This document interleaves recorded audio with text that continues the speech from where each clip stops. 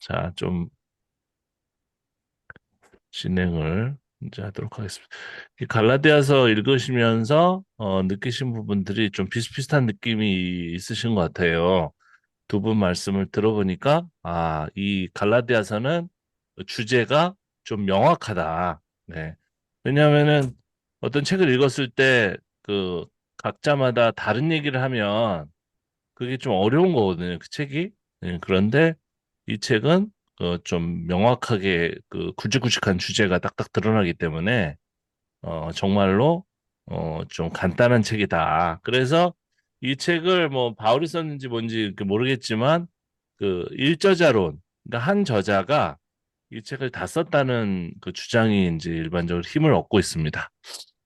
그런데 이제 그렇다고 그래가지고 그 세부 그 구절 같은 경우가 편집이 안 됐다고 볼 수는 없고 자세히 좀 살펴볼 가능성 있죠.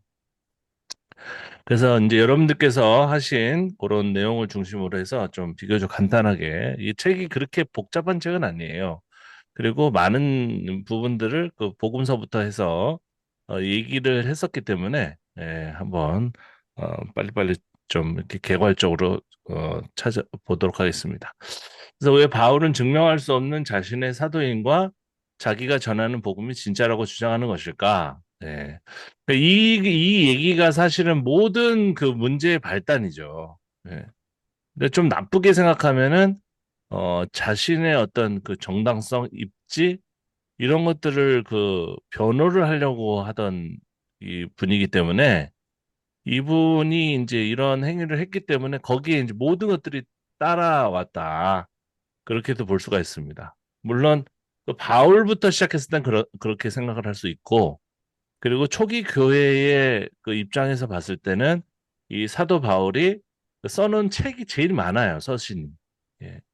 이분이 훌륭한 분이라고 하는 이유가 뭐냐면 이분이 책을 많이 썼기 때문에 서신을 많이 남겼기 때문에 그렇습니다. 예. 이분이 이제 다 저자인지 모르겠지만 어쨌든 간에 이분에 대해서 언급하는 그 서신들이 제일 많기 때문에 베드로는 별로 없잖아요. 그죠? 저는 인격적으로나 뭐 모든 그 측면에서 베드로가 훨씬 뛰어난 분이라고 생각하거든요. 그런데 이건 뭐 레퍼런스가 없으니까 무슨 뭐 책을 안 써놨기 때문에 그분이 어떤 분인지 잘 알 수가 없어요. 그래서 역사는 저자의 것이다. 뭐 이렇게 얘기하는 것처럼 그 역사는 이 바울이 이제 써놓은 대로 이제 흘러가는 그 개념이 있는 거죠. 하지만 이제 우리는 그곳에서 벗어나서 그래도 신라같이 이 바울의 어떤 부족함, 인간적으로 부족한 점들을 갖다 파헤쳐가지고 이 바울이 그렇게까지는 우리가 생각하는 것처럼 위대한 사람은 아니다. 이렇게 얘기를 하려고 이제 하는 겁니다. 하지만 너무 많은 그 글들을 남겨놨기 때문에 우리가 맹 비난을 한다고 하더라도 뭐 베드로를 뭐 이렇게 우리가 부추길 좀 띄울 수 있는 그런 가능성이 굉장히 적어요. 네, 그게 좀 안타까운 거죠. 그래서 억울하면 책을 써라 그런 얘기도 하는데 그래서 초대교회에서 정령으로 받아들여진 이유도 뭐 간단하죠. 뭐 많이 써놨기 때문에 이분의 그런 주장들이 이제 그 중심을 차지하게 되는 거라고 생각할 수 있고 그다음에 바울의 가르침이 예수의 가르침과 본질적으로 같다고 초대교회가 판단했음을 의미로 여겨지는 이유다. 그 큐 문서라고 지금은 존재하지 않는 건데 그거를 이제 구성을 해요. 예수님의 어록이라든지 그런 것들을 구성하게 되면 기본적으로 예수님의 가르침의 핵심은 그 고대의 지혜 문학을 핵심으로 하고 있습니다. 어, 그렇게 다 그렇게 생각해 신학자들이. 그래서 마가복음 같은 경우에도 비유가 많이 나오고 뭐 천국 비유라든지 뭐 씨 뿌리는 비유라든지 그런 비유를 중심으로 예수님은 사람됨이라든지 사람이 어떻게 살아가는 것인지 그 올바른 것인지에 대해서 일반 동양 철학이라든지 뭐 이런 모든 다양한 그런 철학에서 얘기하는 그 가르침과 굉장히 비슷한 내용을 예수님께서 설파하셨다고 생각을 해요. 비평학에서는.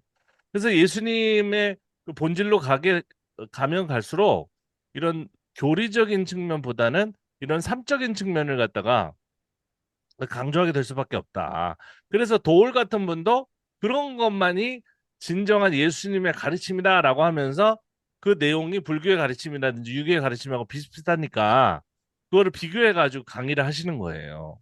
그래서 그분의 강의를 딱 듣게 되면은 뭔가 이 교회에서 얘기하는 그런 좀 약간 그 날카롭고 딱딱한 그런 교리적인 측면보다는 어떻게 하면 제대로 살아갈 것인가 그런 것들을 깨닫게 해주니까 그분의 강의를 듣고 교회를 이제 안 다니게 된 분도 있잖아요. 그죠? 교회는 너무 공격적이고 배타적이고 그런 예수님에 대해서 형상화시켜서 가르치고 있는데 이분 들어보니까 이분도 그 신학을 그 뭐예요 문사 뭐 고문학까지 다 했는데 고고학까지 다 파헤칠 수 있는 분인데 이분이 얘기할 때 예수님이 가르치면 그게 아니라고 하니까 쏠깃하는 거죠. 응. 그래서 교회를 더 다니게 되면은 안 되겠다. 그래가지고 이제 교회를 아예 안 다니고 그만 그런 분도 제 주변에도 있는 걸 볼 수가 있습니다. 그래서 이 본질적으로 같다고 본 것은 이제 이 초대교회가 그렇게 볼 수도 있지만 예수님의 가르침이라는 것은 사실은 이 바울의 가르침보다 남아있는 문헌이 적어요. 어, 엄청나게 적습니다. 그리고 그 예수님의 가르침도 이 바울의 교리 중심적인 그런 그죠? 이 교리 중심적이 왜 되는지도 살펴볼 텐데 그거를 중심으로 다시 윤색이 돼 있기 때문에 그리고 종말론적인 부분도 들어가 있고 예수님이 어, 기다려라. 곧 이 세상이 멸망할 것이다. 이런 말을 했으리라고 안 보거든요. 일단은. 예. 일단은 비평학에서는 그걸 예수님의 말씀이라 보질 않아요. 내가 곧 오리라. 이런 것도. 예수님은 굉장히 뭐랄까 현자 이런 분이 이제 가르친 내용과 거의 비슷하다 이렇게 보는데 저는 뭐 꼭 그거를 100%뭐 찬성하는 건 아니지만 그쪽이 좀 가까운 건 사실이에요. 예수님이 아주 그냥 그 극단적으로 해가지고 뭐 교회 편 들고 이런 건 아니라고 생각하거든요. 교회는 나중에 생겼는데 또 예수님이 교회에 뭐 열쇠를 막 베드로 주고 이거는 다 사실은 예루살렘 교회의 그 초기 기독교인들이 형성한 그런 이야기라고 생각하거든요. 그래서 베드로를 띄우는 쪽에서 그런 얘기를 이제 만들어가지고 거기다 붙인 것이고, 그리고 바울 쪽에 있는 사람들은 이제 이방인 중심의 공동체이기 때문에, 그쪽에서는 베드로를 극렬하게 비판하는 것입니다. 그래서 갈라디아서에 여기 보면 사람에게서 난 것도 아니요 사람으로 말미암은 것도 아니요. 그러니까 신학교를 나온 게 아니라는 소리는 정광훈 목사하고 비슷한 얘기를 하는 거죠. 에이, 사람이, 너 목사를 세우는 게 아니야. 그러면서 성령께서, 세운다는 거죠. 이런 얘기를 하는 것 자체가 벌써 이 바울은 어떤 그 certification, 그죠? 그런 어떤 인증을 갖다가 받지 못한 사람이라는 것을 그냥 자조적으로 얘기하는 거예요. 네. 그리고 근데 예수 이게 너무 그리스도 심한 비유 아닙니까? 아닙니다. 대부분 그렇게 봐요. 왜냐하면 사람에게 난 것도 아니라는 건 뭐냐면 나는 사람의 인정을 받을 필요가 없다 이런 소리입니다. 네. 그러니까 궁극적으로는 베드로의 인정이 필요 없다는 거예요. 신학교 졸업장이 난 필요 없다 이런 소리입니다. 그래서 그런 어떤 정광훈 같은 분들이 이런 것들을 이렇게 골똘히 이렇게 읽다가 나름대로 그런 주장을 하는 거예요. 음. 그러면은 이게 나는 성경적인 목사관을 가지고 있기 때문에 신학교가 중요한 게 아니야. 그 성령 받고 그죠? 예.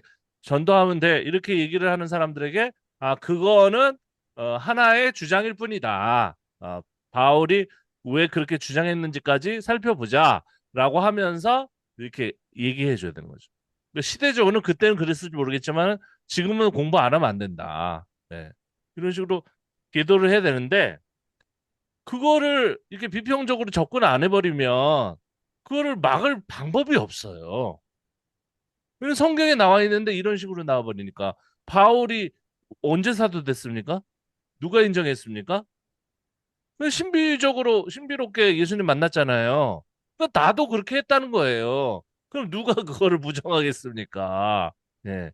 그러니까 문자적으로 보는 것을 떠나서 이건 이렇고 저건 저렇고 그죠? 이거는 이제 그때 당시에 이 바울이 자기의 정당성을 주장하기 위해서 이제 얘기한 내용이고 그것을 현대의 지금 목사한테 직선적으로 적용하면 안 된다. 예? 이렇게 얘기하면은 그 사람을 갖다 반대할 수 있는 거죠. 근데 이 비평적인 해석이라는 것은 굉장히 중요한 거예요.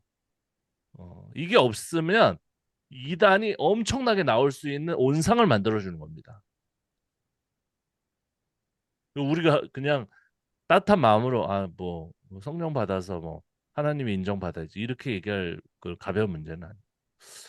그다음에 형제들아 내가 너에게 알게 하노니 내가 전한 복음은 사람의 뜻을 따라 든 것이 아니라. 그죠? 이거는 이제 나중에 되면 말투가 바뀌는데 이 복음이라는 게 새로운 메시지란 말이에요.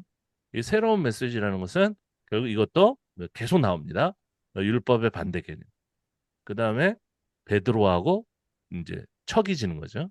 그쪽 유대인들하고 사실은 어떻게 보면 바울도 유대인의 저 혈통하고 섞였다고 할 수 있잖아요. 하지만 이거를 의식적으로 자꾸 이렇게 층이 지게 반대로 자꾸 얘기하는 겁니다. 반대. 그래서 저도 뭐 이렇게 사역 오래 했지만은 자꾸 뭐 하나님 뜻, 하나 뭐 인간의 뜻 이렇게 강조하는 사람들 있잖아요. 그 사람들 대부분 사이비. 네. 자기 마음대로 하고 싶은 사람들은 그렇게 그냥 사람의 뜻 주장하지 말고 하나님의 뜻을 따르라. 그래놓고 은연중에 하나님이 자기한테 그렇게 말했다고 하면서 이렇게 하는 거예요. 네. 우리 저기 장모님 다니시는 교회 그 목사님 예. 하도 그냥 설교도 못하고 우리 장로교는 설교가 되게 중요하잖아요. 무슨 소리 알랄랄랄 경상도 사투리가 너무 심하단 말이에요. 서울에서 목회하시기 저는 그분 뭐 나쁘게 생각하지 않는데 근데 사람들 못 알아듣겠는 거예요. 그래서 젊은이들도 다 그냥 교회를 떠나고 물론 이제 뒤로는 이제 돈을 너무 밝히시고 그런 문제도 있었는데 일단 저도 가끔 이제 어머니 모시고 가면 무슨 말인지 못 알아듣겠어. 내용을 알아들을 수가 없어. 알아라 방언처럼. 그래가지고 어머님은 이제 귀가 더 안 들리니까 나 진짜 무슨 소리인지 하나도 모르겠다. 소리만 소락소락대기만 막 베럭베럭 지른다고. 그래가지고 이제 장로님들이 찬다 찬다 못해가지고 그 모교에는 엄청나게 대우가 좋거든요. 담임목사님에 대해서 진짜 무덤에서 뭐 요람에서 무덤까지 해요. 그러니까 은퇴해도 돈을 계속 주거든요. 그래가지고 뭐 수백만 원씩. 뭐 1, 200만 원이 아니에요. 거기는 예, 서울 저기 있는 중심에 있는 교회인데 그래가지고 목사님 좀 이제 그만하시고 일찍 좀 은퇴하시고 이제 후임자를 좀 세웁시다 했는데 갑자기 얼굴이 이렇게 정색이 된 자기가 이제 더 해먹어야 되는데 여기서 나쁜 소리로 그래서 60이 되기 전에 얘기를 탁 들으니까 정색을 하면서 내가 75세까지 해야 되는데 자기 자식도 지금 유학 보내놨는데 돈이 줄어들면 어떻게 해요? 그래서 자기 기도해보고 결정하겠다. 기도해. 그래가지고 기도원에 들어갔다가 일주일 내내 있다가 나와서 주일날 설교를 하는데 하나님의 뜻을 따릅시다. 제목. 하나님이 자기 보러 계속 있으라고 했다. 거기에 대해서 뭐라고 그래요? 하나님의 뜻이라는데 어? 목사님이 거기 교회도 목사님이 하나님하고 제일 가까운 사람이라고 떠받드는 그런 교회인데 뭐라고 합니까? 아직도 있잖아요. 아직 엄청 좋아가지고 성도들은 다 떠났는데 그분은 계속 똑같이 돈 받고 있어요. 물론 이제 부자 그 저기 뭐야 장로님이라든지 이런 분들이 그 헌금을 계속 잘하니까 그렇지만 이게 하나님 뜻이라는 게 사람 죽이는 거예요. 그게 이성적으로 생각하고 논리적으로 판단해가지고 이건 아니다. 이 사람 이분은 여기 계시면 안 되겠다 이렇게 해야 되는데 그게 안 통하잖아요. 누가 그거를 모범을 보이고 있습니까? 바울이 그렇게 하고 있는 거예요. 뭐 사람의 뜻을 따라 된 것이 아니라 선교사님들 그 뽑는데도 가보면은 그런 분들 좀 많아요. 그래서 딱 보니까 중고도 못해. 그리고 딱 보니까 좀 약간 그 이상해. 사람이 음험하단 말이에요.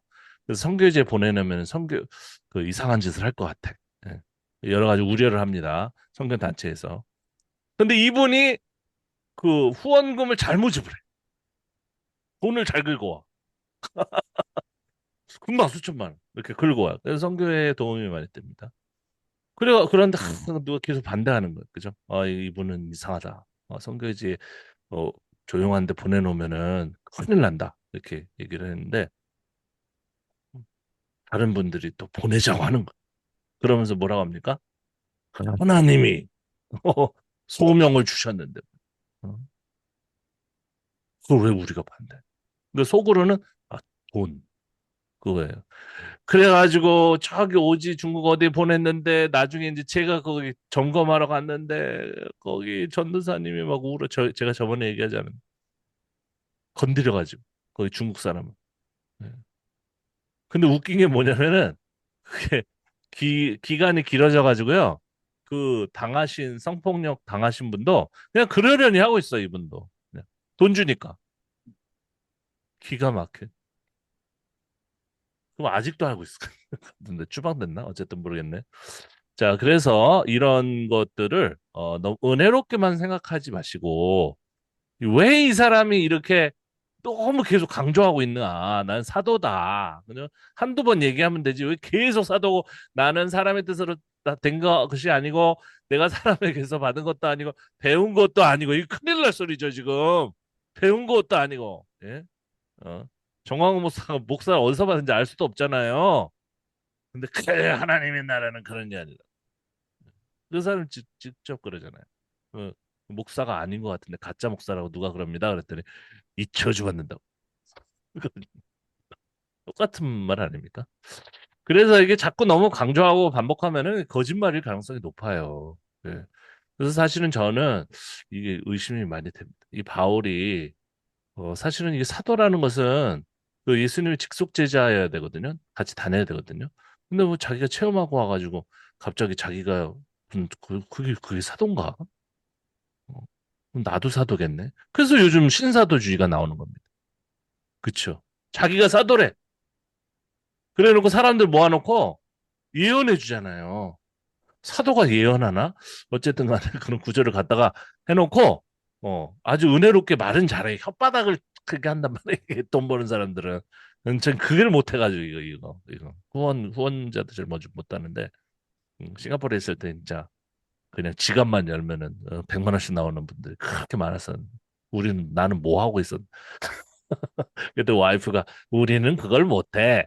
딱 얘기하더라고. 근데 이거 날름날름 예, 혓바닥 뱀의 혓바닥 이거를 잘해야 되거든요. 예, 근데 못하잖아요. 예. 근데 하여간 이게 좀 봐야 돼요. 예. 어, 뭐가 진실인지. 예. 아니, 할 얘기가 한 트럭이에요, 한 트럭. 내가 선교사들, 목사들, 이거 입 잘 터는 사람들 집에 가가지고 내가 그 학생들도 막 과외도 시켜주고 한때 예? 국영수 가르치고 중국어 가르치고 그랬었단 말이에요. 그건 다 보는 거죠.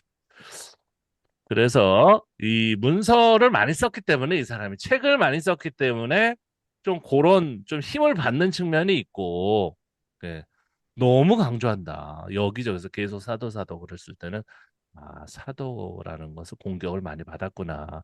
그럴 수밖에 없었구나. 요 정도로만. 그렇다고 뭐 바울은 나쁜 놈 이렇게 하지 말고 그래도 성경 저자인데 그렇게 하지 말고 이렇게 공격을 많이 받았겠구나. 그냥 팩트만 점검하고 가시면 되겠습니다. 그래서 이게 좀 제가 그려놓은 건데 옛날에 잘 안 보여요. 글씨가. 그래서 좀 확대를 하면 이 사도권 갈등이 굉장히 큰 이슈입니다. 교회에서는 그 믿음이 충만하기 때문에 바울이 사도라는 것을 뭐 의심하지 않고 넘어가지만 사실은 또 팩트에 접근하다 보면은 사도가 아닐 가능성도 있다. 이거를 반드시 얘기를 해야 돼. 어. 그러니까 이런 진실에 접근하려고 하는 용기가 필요해요. 예. 왜냐하면 계속 사도라고 하니까 이상하잖아요, 더. 그죠? 그리고 바울이 사도라는 주장이 있고, 그 다음에 바울이 베드로를 비난한 것도 굉장히 냄새가 많이 나는 근거로 작용한다. 뭐 감히 자기가 뭔데 베드로는 진짜 여의도 순복음교회 당회장 같은 분인데 그분을 갖다가 천국 열쇠까지 받았는데 그분을 감히 어디서 비난합니까? 이제 알지도 못하는 사람이 굴러들은 돌이 어디서 감히 예 그렇죠. 그러나 이 바울이 남긴 글이 많기 때문에 이게 또 그럴듯하게 보이는 거죠. 우리 눈에. 그죠? 그러면 이 박스 밖에 있는 내용들을 보면 왜 바울이 베드로를 비난했냐. 그러면서 이방인 신자들이 부각이 되는 겁니다. 유태인들 신자의 대표자로서의 베드로를 비난했다는 것은 이방인 신자의 입지를 강화시키는 측면이 있어요. 그리고 복음의 본질 자꾸 얘기하고 그리스도의 구석구석 얘기하는 거는 왜 그럽니까? 베드로 뒤에 있는 율법주의, 유대교의 사상을 갖다 반대하려고 하는 거잖아요. 그죠? 예. 뭐 안디옥 사건 이런 것도 그죠? 이방인을 이렇게 좀 이방인 중심의 교회가 됐다는 거죠. 그걸 다 알 수 있는 내용들. 요거를 우리가 서술해야 돼요. 그래서 시대가 바뀌었구나. 그래가지고 자꾸 지금 주도권 싸움에서 유태인으로부터 이방인으로 옮겨가는구나. 요거를 읽어내면은 갈라디아서는 잘 읽는 것입니다. 그래서 다른 측면에서는 베드로와 야고보를 인정하는 흐름도 있었다. 그런 것들을 알아야 되고 그다음에 이 사람이 원래 기독교 박해자였다는 거. 그죠? 요것도 한번 짚어야 되는 것이고요. 그리고 공식적인 임명이 없어요. 이 사람을 뭘 하라고 시킨 적이 없습니다. 이거는 팩트죠. 그런데 막 지 혼자 돌아다니는 거예요. 그러면서 뭘 강조합니까? 성령 이런 것들을 강조하고 이적을 강조하는데 그건 뭐냐면 유태인들이 볼 때 말빨이 먹히도록 하려고. 어. 나는 이런 기적이 일어났다. 근데 그 측면이 이제 점차로 갈수록 기적과 이사보다는 교회의 시스템, 어? 예, 그렇죠? 예, 그런 시스템이 안정화되면서 교회의 어떤 법칙이라든지 예, 어떤 질서라든지 그런 것들 강조하게 됩니다. 그러니까 얘네들도 주도권 싸움에서 이기게 되면 똑같은 행동을 하는 거예요. 율법이라고 하진 않지만 뭡니까? 지켜야 할 것에 대해서 얘기하는 겁니다. 왜냐하면 무질서하니까. 싸울 때는 저거 아니야. 저 질서를 파괴해야 돼. 이렇게 나가지만 결국 자기네들도 이 교회의 역사에 있어서 주도권이 되면은 그죠? 중세로 가기까지 얼마나 많은 법칙들을 만들어냅니까? 똑같잖아요. 그죠? 음. 그래서 성령 은사와 표적 강조하는 것은 과도기적인 행위예요. 제가 처음 나갔었던 교회도 어, 원래 장로교였는데 어느 날 갑자기 순복음 교회로 바뀌었어요. 그 전사님이 그 조용기 목사님한테 갑자기 은혜 받아가지고 장로교 목사인데 그래가지고 교단을 바꿔버렸어요. 장로교는 가짜다 이래가지고. 그래가지고 얼마나 그 기도를 많이 시키는지 그 거적대기 옛날에 교회 거적대기가 있었단 말이에요. 바닥에. 거기 무릎 꿇어보세요. 그럼 막 무릎에 막 십자가 그게 십자가래 또 우리 보러. 그 은혜로운 자국이 있어야 된대. 그래서 거기 무릎 꿇고 해가지고 제가 처음 교회 나갔을 때 북을 얼마나 쳤는지 북이 그냥 둥둥둥 치니까 그 거적대기를 찢어버리면서 저쪽으로 가. 북이 둥둥둥 계속 치니까. 악기도 없고 아무것도 없단 말이에요. 그리고 교회도 무슨 비닐으로 만들었어. 그 이분이 성령, 은사. 그죠? 예. 그러니까 나도 거기 계속 하니까는 눈에 천사가 보이는 것 같아. 막 봐봐. 투시 연사를 줬어 하나님. 어린 학생한테. 어. 그러니까 그냥 교회가 엄청나게 부흥하는 거에 사람들이 그냥 미어져. 그런데 그분도 큰 교회 딱 짓고 나니까 교회에 법도가 있습니다. 더 이상 통성기도 그렇게 안 해. 그리고 정치하잖아요, 정치. 딱딱딱. 부목사 딱 세우고, 교구 목사 딱 세우고, 자기는 이제 골프 치러 가고, 그 다음에 이제 신방 다 보내고, 매일 저도 따라가 봤는데, 부목사님들. 그럼 따라가면은 그 신방에 가지고 이렇게 보고서가 몇 페이지예요. 그걸 다 그 페이퍼, 그걸 다 작성해가지고 갖다 바쳐야 돼. 그날 순모금처럼 하는 거예요. 이렇게 이런 식으로. 그 시스템. 그렇게 하는 겁니다. 그래서 그 증거는 사실은 이분이 무슨 사도일 그 증거보다는 사도가 아닐 증거가 훨씬 많고요. 네, 그래서 이 부활하신 그리스도 직접 계시 이런 것도 굉장히 그 무서운 얘기고 이런 얘기를 자꾸 하면서 이제 베드로가 위선적이다. 이런 거 공격하는 것도 정말로 그랬을까? 네. 결국은 유대 관습과 율법에서 이탈해 가지고 이방인 중심의 교회의 어떤 정치를 이제 시작하는 거죠. 그거를 했다. 이렇게 보면 맞습니다.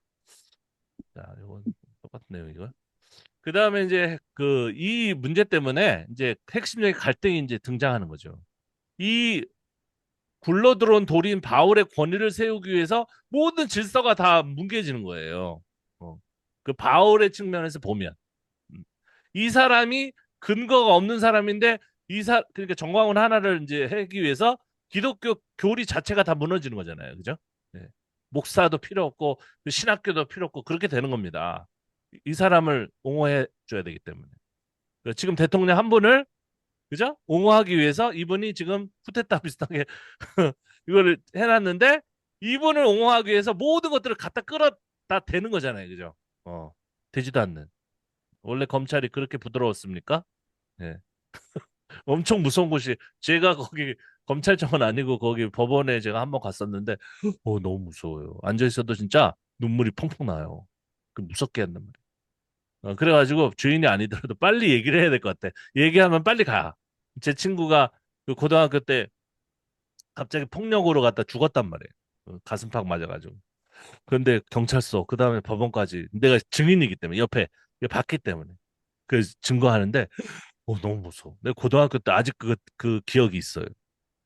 검찰 뭐 이렇게 판사 이런 분들 얼마나 권위가 있는지 몰라. 근데 딱 갔는데 지금 봐보세요. 지금 그 윤석열 대통령을 위해 가지고 인권 그죠? 사람을 갖다가 하면 안 된다. 수갑도 세상에 안 채우고 어? 예. 저렇게 해가지고 뭐 이러고 돌아다니고 다시 집으로 돌려보냈어. 이야, 우리나라 이렇게 훌륭한 나라구나. 얼마나 무서운데 그분들이. 자, 그래서 이분 때문에 이렇게 다 틀어져 가지고 유대주의도 사실은 굉장히 배울 점이 많습니다. 유태인들의 문화이고 그죠? 그들의 어떤 전통 같은 것들이 있기 때문에. 그런데 완전히 이 성서 안에서는 바울이 이제 주도해 가지고 쓴 성서 안에서는 아주 죽일 그죠? 문화가 된 거죠. 유태인들의 악마가 이제 시작되는 거죠. 그래서 히틀러 같은 사람이 이런 바울이 위주로 써 있는 이걸 보고 그죠? 복음서에도 그런 영향이 남아 있잖아요. 누가 죽인 겁니까? 유태인이 죽였다. 그것도 복음서까지 가는 거예요. 그건 이방인들이 써놓은 거예요. 그게를 다 그렇게. 유태인들만 그랬습니까?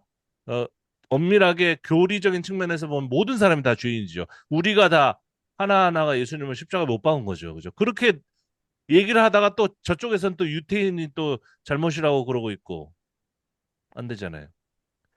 이게 모든 것들이 바울과 이어지는 내용. 이방인 중심의 교회가 되면서 이방인의 입지를 세우려고 이 갈등이 이루어졌다. 네. 그리고 또 여기다 제가 중요한 걸 써놨어요. 은혜를 통한 구원도 이방인들을 옹호하면서 나온 겁니다. 이거를 잘 알아요. 이것도 시대적인 거예요. 시대적인 배경이란 말이에요. 그럼 은혜로 구원받는 게 아닌가? 이렇게 나오시는데 아니 난 그건 믿어요.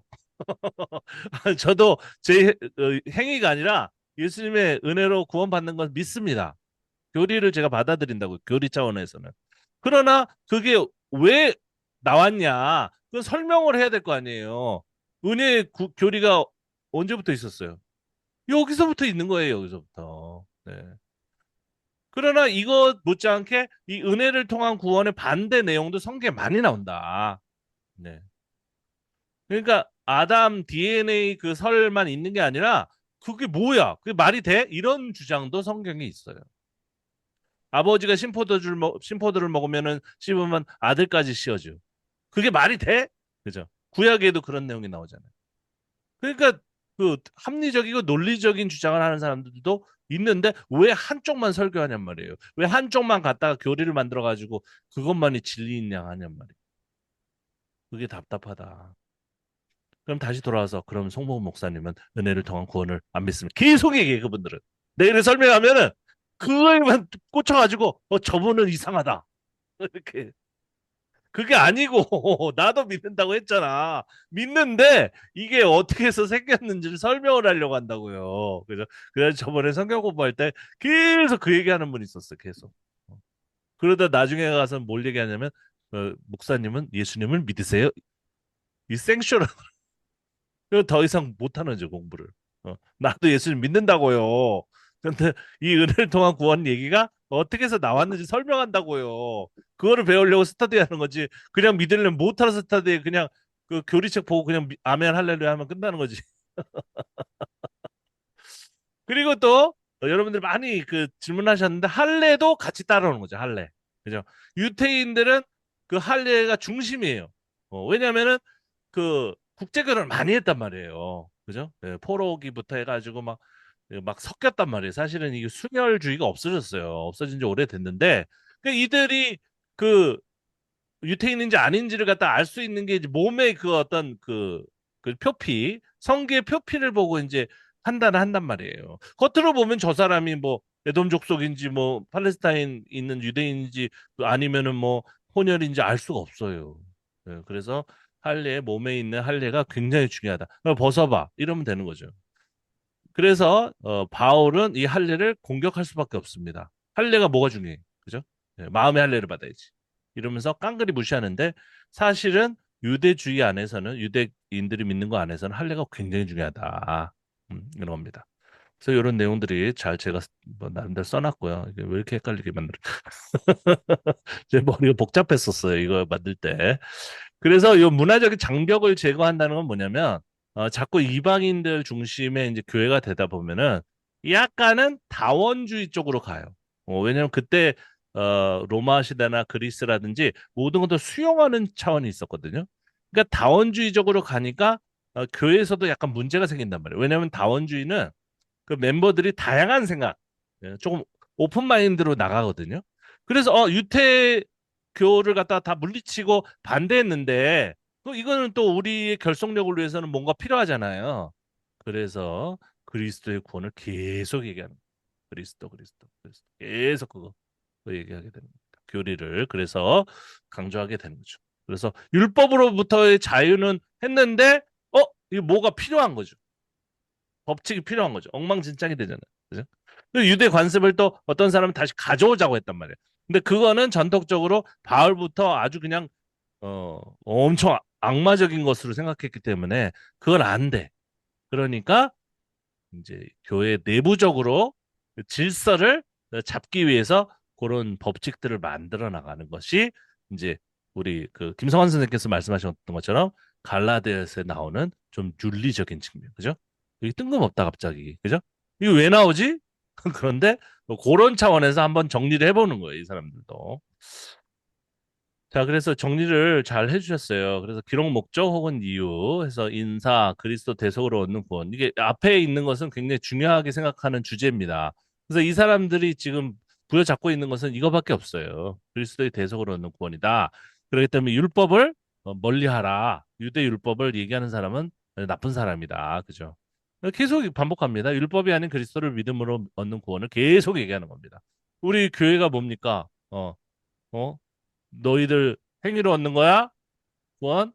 아니요. 그럼 세례 주잖아요. 그죠? 예수님의 그 구속 대속의 은혜로 구원받는 것을 믿습니까? 아니요. 그러면 세례 안 주잖아요. 그죠? 이게 핵심이에요. 지금까지. 음. 나쁘다는 게 아니라 그렇게 된 배경이 그렇습니다. 그래서 여기서 보면 처음에는 자유를 많이 얘기해요. 자유. 율법으로부터의 자유죠. 그런데 어떤 그 청년이 저한테 얘기했어요. 아, 교회 오면 자유자유 많이 얘기하는데 자꾸 사람을 속박시켜요. 교회 올수록 뭐 술도 먹을 수 없고 담배도 필 수 없고 힘들어요. 그 주일날 계속 교회에서 일해야 돼요. 저희 때는 주일날 하루 종일 일했잖아요. 우리 청년들의 그 땀방울 때문에 교회가 그렇게 컸는데 그 열매는 몇몇 대형 교회 담임 목사만 다 먹고 있는 거죠. 그죠? 우리가 얼마나 희생했습니까? 솔직히. 그돈 받았어요? 저도 청년회장 했는데 진짜 내 돈 써가면서 그거 얼마나 희생했습니까? 누가 그걸 보상해 줄 거예요? 이 나쁜 이 새끼들아. 이 목자 새끼들이 그냥 또 지가 했다고 그러면서 그죠? 예, 하나님의 은혜다 그러면서 그냥 넘어가는 거죠. 그 청년들의 그 저건 땀은 누가 보상할 거예요? 소송 걸어야 돼. 진짜 고생 많이 했습니다. 교회 지을 때도 내가 벽돌 든다라고 내가 그 미장도 할 수 있어가지고 다 쌌어요 처음에. 그런데 세상에 그걸 팔아먹고 어디 도망가? 예. 이게 자유롭지 않은 거예요. 왜냐하면 처음엔 자유를 얘기했는데 이게 사람의 공동체는 군대식의 어떤 뭐가 필요해요. 안 그러면 관리가 안 돼, 관리. 그래서 이중적인 그리스도인이 탄생하는 거죠. 리더가. 십자가의 복음 얘기하고 자유 얘기하는데 실제로는 자유롭지 않다니까요. 힘들어, 힘들어. 그때 이제 이단이 딱 나와가지고 채가는 거죠. 그리스도의 복음 왜곡하는 것은 율법주의를 얘기하는 것을 얘기하기 때문에 잘 써놓으셨죠. 할례를 강요하는 거를 강조하는 겁니다. 그래서 복음을 왜곡하는 것은 뭐 이것을 설교하면서 사이비 이단을 조심하라 그런 내용이 아니고 행위를 하지 말라는 거죠. 행위 중심의 그 주장을 하지 말라는 얘기입니다. 뭐 이렇게 정리를 할 수 있고 베드로 비판 다 이해가 될 줄 믿습니다. 그 할례파를 두려워한다. 이게 할례파는 뭡니까? 중도주의죠. 그러니까 너무 그 유태인들 미워하지 말고 어느 정도 우리도 그걸 지켜야 문화적으로나 전통적으로는 좀 지켜야 될 거 아니야. 그래야지 좀 무질서하고 이게 교회가 왜 이래 이랬던 사람이죠. 그런데 가차없이 몰아내는 거죠. 너희들이 자꾸 유태교 얘기하면은 우리 기독교로서의 정체성이 흔들리니까. 그죠? 그리고 자세히 보면은 이 중도파들의 말들이 남아 있는 거예요. 그래도 율법은 뭔가 궁극적인 내용은 아니지만 우리에게 뭔가 가르침을 이 가정교사라는 것도 결국은 초기 문헌, 지혜 문헌을 생각하게 하는 거잖아요. 그죠? 좀 우리에게 사람이 사는 데 있어서 뭔가 가르침을 주지도 않을까? 그죠? 이런 얘기가 남아 있는 것이고. 그리고 여기 이제 그리스도 안에 이건 알고 이제 됐고, 그다음에 전통 금기 미신 숭배 비판 자체는 뭡니까? 요거는 조금 후된 느낌이 많이 나는 겁니다. 후된 느낌. 왜냐하면 초기 교회 전기는 무조건 율법 비판해요. 음. 유태인들을 먼저 몰아내야 되기 때문에. 그 와중에서는 조금 세부적인 내용들을 갖다가 비판할 그 겨를은 많이 없었을 것 같아요. 제가 봤을 때. 그리고 밑에 다시 할리 얘기가 또 나오고. 그러니까 내부적으로 결속력을 잡는 것은 좀 더 후대다. 그렇게 저는 생각을 하고 있습니다. 신앙생활 조언도 사실은 좀 후대적인 것이고. 그다음에 이제 후기 바울이라고 이제 써 놓으셨는데 사실은 율법 고수 반대는 후기라기보다는 좀 전기다. 그렇게 보시면 더 좋을 것 같고 사도들과 교제를 난 한 적이 없다도 좀 전기적인 개념이죠. 베드로를 비판한 것도 이렇게 판단을 그런 기준으로 하시면 되고 만인 평등은 좀 중도기적인 것이죠. 그러니까 유태인들 중심에서 이방인으로 저번에도 했지만 끌어오는 과정 중에서 모든 사람이 다 평등하고 하나님이 사실 원했던 그런 그 공동체라는 것은 그래서 이방인과 유태인의 구분이 없는 것이다. 이게 중도적인 것이고 전기적인 것은 그죠? 뭡니까? 둘이 섞여 있죠. 섞여 있다가 이쪽으로 나오면서 비판하면서 도중에서는 또 우리 유태인이나 헬라인이 똑같은데 하다가 이제 중후반기 같은 경우에는 완전히 비판하고죠. 그러다가 나중에 그런 얘기가 없어집니다. 이게 또 굉장히 역사적으로 그 흐름을 보면은 아주 명확하게 쓰여진 겁니다. 사실. 네. 그래서 갑작스러운 소재 이것도 저도 그렇게 생각하고요. 서로 짐을 져줘라, 자기를 살펴라. 이거 똑같잖아. 이거 율법이잖아. 이거 초기 지혜문헌이잖아. 뭐가 달라? 사람은요 도덕적으로 살아야 되는 거예요. 그리고 서로 도와주고 사람답게 살아야 되는 거죠. 이게 예수님 말씀이잖아요. 이거 뭐가 이거 율법인데? 율법의 강령인데? 모든 사람에게 선한 일을 하라. 요거는 이제 후기적으로 후기적인 문헌을 보면은 교회에서 이제 유태인의 영향이 없어. 그래가지고 자기네들끼리만 남았어. 그러면은 이제 모든 사람에게 이게 이제 누굴 뜻하는지 좀 달라지겠죠? 그래서 좀 섞여 있죠. 이 문헌도 약간 시대적으로 섞여 있다고 볼 수가 있습니다. 물론 대부분 이렇게 명확한 그 구분이 됩니다. 짧은 성경 중에 하나이기 때문에. 자, 그래서 이런 관점에서 이제 제가 설명을 좀 자세하게 했는데 다른 복음에 대한 거절은 결국 율법을 거절하는 것이다. 이렇게 딱 정확하게 정답을 내릴 수가 있어요. 그죠? 그래서 유태적 사고를 가진 사람이란 반박하는 바울은 유태인과 관계 단절을 의미한다. 어, 이제 더 이상 너희들은 필요가 없어. 이런 거죠. 중간에 그래도 좀 같이 이렇게 어? 잘 지내보려고 했었던 사람들은 이제 축출되는 거죠. 축출. 그왜 그런 거 다른 복음 계속 그 율법 얘기를 하는지 참 이상하네. 이렇게 얘기하잖아요. 그죠? 너희들 왜 교란시켜가지고 말이야. 그리스도의 복음을 뭡니까? 자기가 지금 설교하는 복음을 왜 안 따르고 율법도 좀 좋은 점이 있을까? 왜 이런 소리를 하냐? 그죠? 그래놓고 자기도 천사 이런 얘기를 합니다. 다른 데서는. 하지만 이게 신비주의적인 것은 유태인들이 좋아하는 거잖아요. 그죠? 그런 거를 이제 뽑아버리는 거죠. 그거 필요 없어, 이제 더 이상. 그러니까 우리는 교리적으로 완성됐기 때문에 다른 얘기를 하면은 출교시켜 버리는 거죠. 저주를 받는 막 엄청 강하게 나가는 거죠. 목사님이 이제 자기 주도권을 잡은 다음에 제가 싱가포르라는 그 있을 때 거기 담임 목사님이 엄청 힘이 없었어요. 처음에 제가 딱 갔는데 막 비실비실해 막 금방 쓰러질 것 같아. 밥도 못 먹었어. 막 이러고 있어. 설교를 하는데 저게 설교인지 뭔지 알 수가 없어. 막 조용조용하게 얘기를 해. 그래서 왜 그 사람을 그 원로 목사님 세웠는지 봤더니 그 돈이 많아요. 교회가. 싱가포르이 돈이 엄청 많거든. 그러니까 그거를 갖다가 이제 원로 목사가 자기가 은퇴하면서도 좀 자기가 이제 관리를 하려고 하는데 담임 목사를 세워야 될 거 아니에요. 그러니까 이 빙신 같은 그가 좀 지나갔었던 부목사 중에 제일 빙신 같고 그렇게 호리호리한 사람을 갖다가 영국에 이제 있는데 뭐 학위도 못하고 공부도 못하고 이렇게 하고 있었어요. 그래가지고 그때 그 담임 목사님을 불렀단 말이에요. 황 모시기예요. 불러가지고 이렇게 허수아비처럼 세워놓고 그다음에 자기는 뒤에서 조정을 하고 있었던 거죠. 그때까지는 이 담임 목사님이 자기의 어떤 자기 힘을 완전히 하지 못했어요. 그러니까 그때 제가 지나가다가 저는 이제 딴 일 때문에 저는 그 돈을 많이 가져왔어요.